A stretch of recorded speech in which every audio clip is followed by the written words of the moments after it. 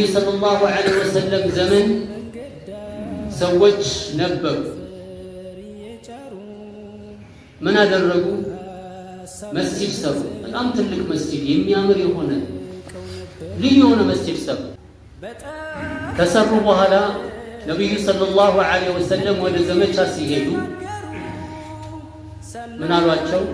ያው ኑና ጎብኙልን፣ ስገዱበትና መስጂዱን ያው በርሶ የጸደቀ እርሱ ያጸደቁት መሆኑን እንዲታወቅ ማለት ነው።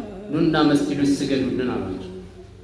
ሰለላሁ ዐለይሂ ወሰለም ምን አሉ? ወደ ዘመቻ እየሄድኩኝ ስለሆነ አሁን አልችልም፣ ስመለስ አሏቸው። ከዘመቻ ጨርሰው ሲመለሱ አላህ ወዲያው መንገድ ላይ ያሉ ምን አወረደ? ቁርአን አወረደ።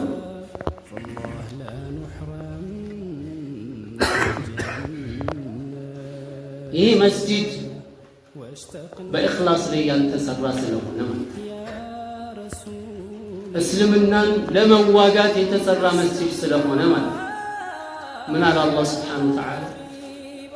ለመስጂዱን ኡሲሰ ዐለ ተቅዋ ሚን አወል የውሚን ኸይሩን ወአሐቁ አን ተቁመ ፊህ ሪጃሉን ዩሒቡነ አን የተጠሀሩ።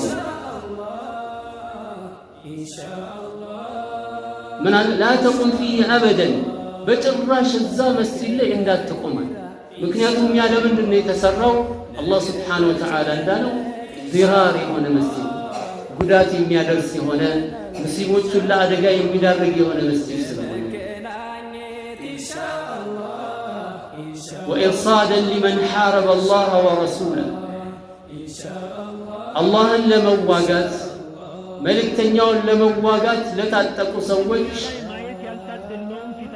ማከማቻ ስለሆነ ማለት ወተፍሪቅን በይነ ልሙእሚኒን፣ በሙእሚኖች መካከል ለመበታተን የታለመ መስጂድ ስለሆነ ዲራር ነው።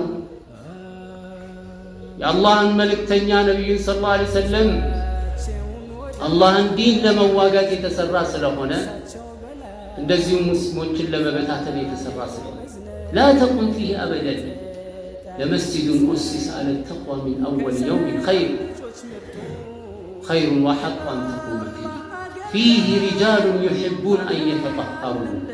በዛ መስጂድ ውስጥ ሰዎች አሉ ለራሳቸውን ከቆሻሻ ከኒፋቅ ከኩፍር ከተለያየ ቆሻሻ ነገሮች ለማጥራትን የሚወዱ የሆኑ ሰዎች አሉበትና መጀመሪያ የተሰራው መስጂድ ላይ ነው ልትሰግድ የሚገባል።